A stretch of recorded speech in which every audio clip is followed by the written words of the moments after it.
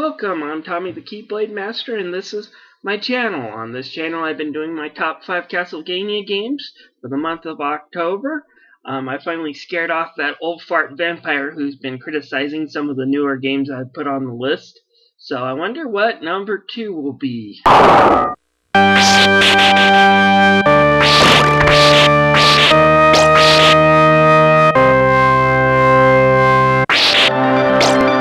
Listen to that hauntingly good music.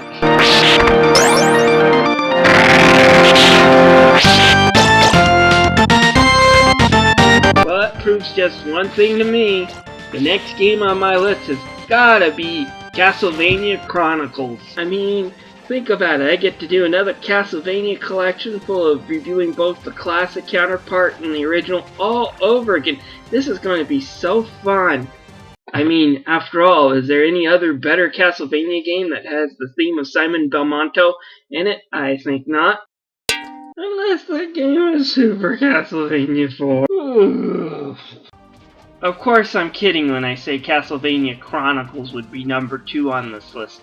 If this list was a top 10, Castlevania Chronicles still wouldn't make this list. That said, it's still a pretty good game, which I think got a lot of crap at the time of its release. Mainly because Konami finally released a game that was Japan exclusive for a long time, and rather going with what a lot of Americans wanted, which was Rondo of Blood, they gave us some obscure PC remake of the original game.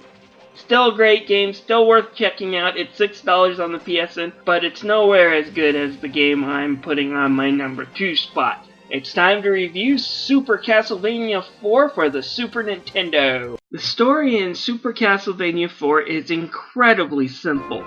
It has no exposition beyond this opening scene that I'm showing here. And it's still more exposition than what we got in the original Castlevania. The original Castlevania, it was really create your own reason why Simon is going after Dracula. My favorite reason is Simon found out Dracula was the reason behind his character design and portrayal and he's mad as hell about it. This one at least gives us a little bit about it. Dracula rising 100 years, it's up to Belmont and their whips to put him back in the grave. And it's now Simon's turn is basically it.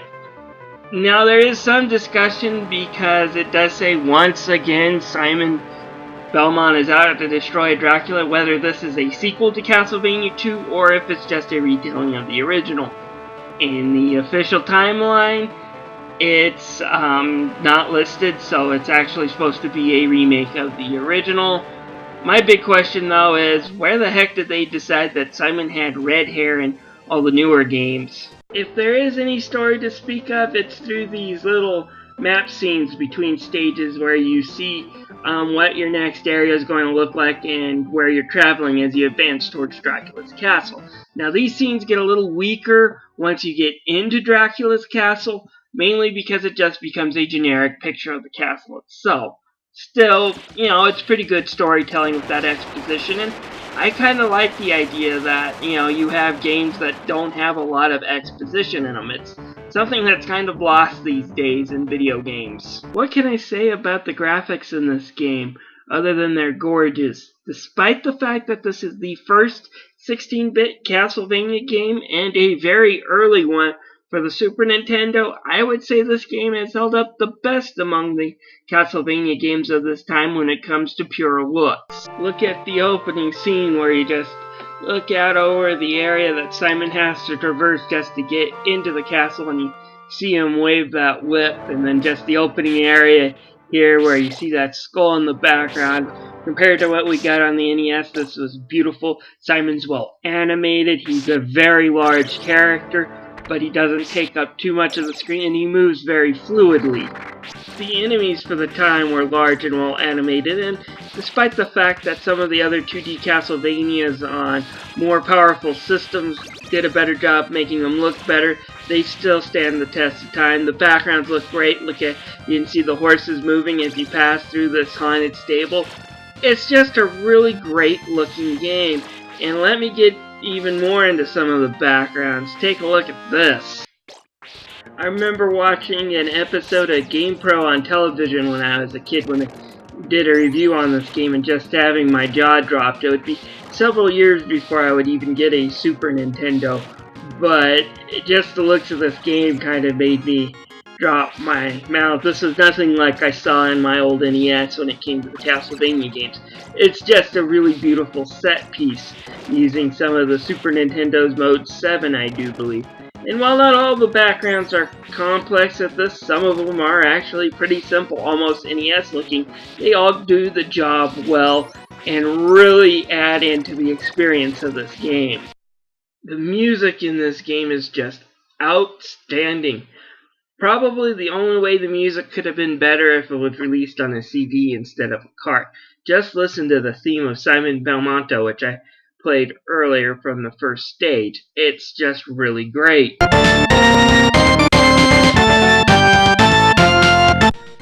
Unfortunately, I'm not playing this on the Super Nintendo. I'm playing it on a Retron 3 clone console.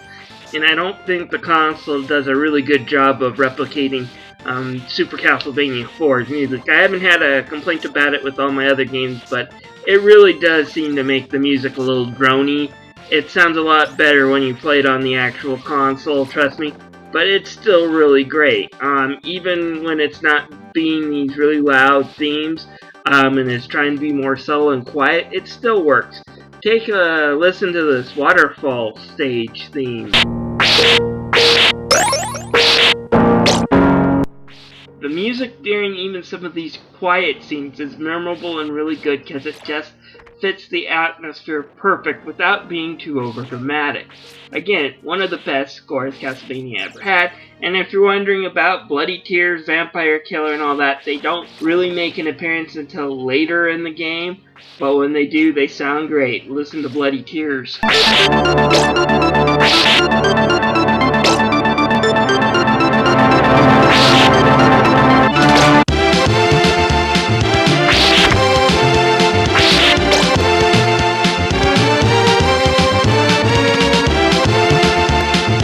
Bloody Tears sounds really great to me.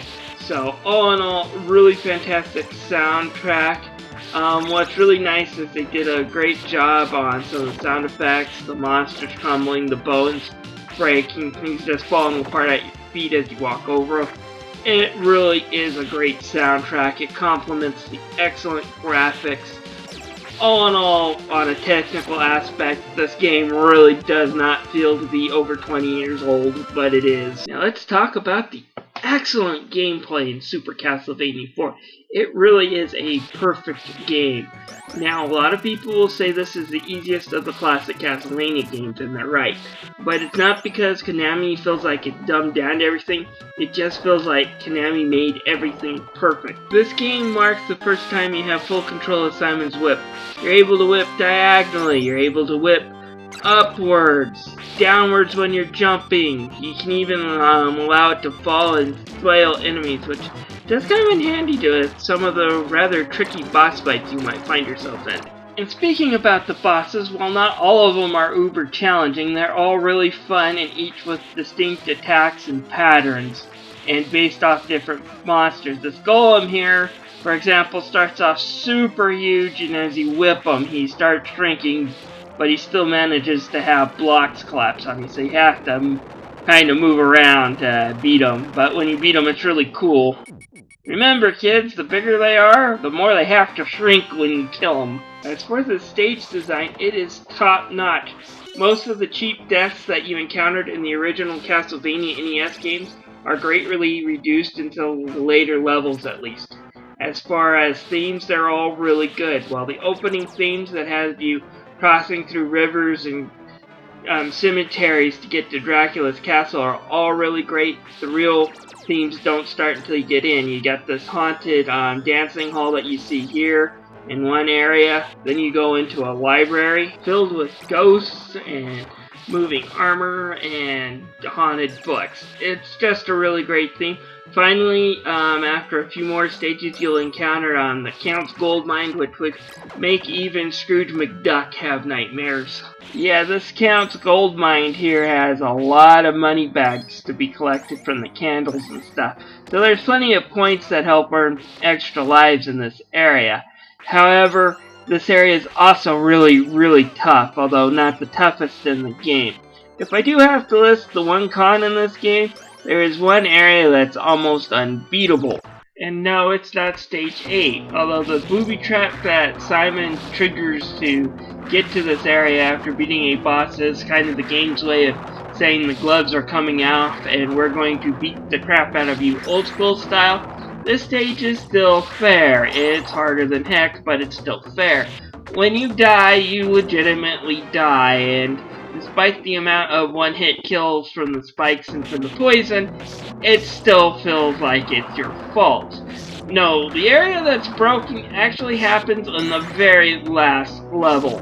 This area right here just seems a little bit busted. It's like Konami had a really interesting idea for a stage design, but didn't have the controls to quite pull it off. The idea here is you got to move fast because there's a spinning blade that'll kill you if it catches you. However, all the stairs crumble. This would be fine if they all started at ground level. Unfortunately, as you can see, most of them require you to jump. And when you jump, oftentimes you will pause. The pause not long, but even if you're holding up, you will pause, and quite often that will cause you to fall off the stairs. Since the stairs do not reappear, you're dead. And it's not nice enough to just put a checkpoint in there for game over, so you gotta restart the freaking stage if you scoop up on that too many times. It's infuriating. It's not that the idea of having those collapsing stairs was a terrible idea on its own, but the controls just don't quite fit it. You need to have a game that's just a little bit faster in the controls, and Castlevania has never really been about speed. It's been about kind of plodding along. You know, it's just the pace of its game. So that area just doesn't have the pace that it needs to really be fun, and it just ends up screwing you up.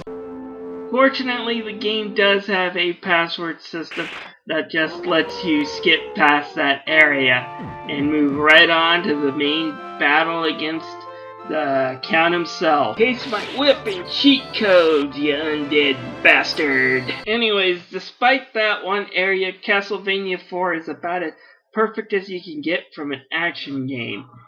And to being Super Nintendo fanboy, I think we got a better game than the Genesis. Now, I'm not saying Castlevania Bloodlines is a bad game. It's actually pretty good, just like Castlevania Chronicles. But I wouldn't put it on my top 5 list. Unfortunately, it falls victim to what Konami did to a lot of localized Western games back in the day, and that was to try to change them from their Japanese counterparts to be hard as heck. Fortunately, it did not fall victim to like one of their worst ever made games. Get that disgusting piece of filth off my screen right now. I know I said I'd review it soon, but I've changed my mind. The game is just too horrible for anybody to really touch. Fortunately, Super Castlevania 4 is one of the best games on a Nintendo console ever made. Definitely worth the $8 that you pay if you want to buy the Virtual Console version on the Wii or Wii U. If not, the Super Nintendo version, if you have an SNES, is also a great way to go. I only have that one complaint about that one area, otherwise the game is just simply perfect. I give Super Castlevania 4 a 4.9 out of 5. It's pretty darn close to perfect when it comes to an action platform of its type. Anyways, thanks for watching my Super Castlevania 4 review. If you want to see what my next game is, my #1 favorite Castlevania game, please click subscribe. I'll be getting that out hopefully on October 31st. And to be better than Super Castlevania 4, you have to be a pretty advanced game.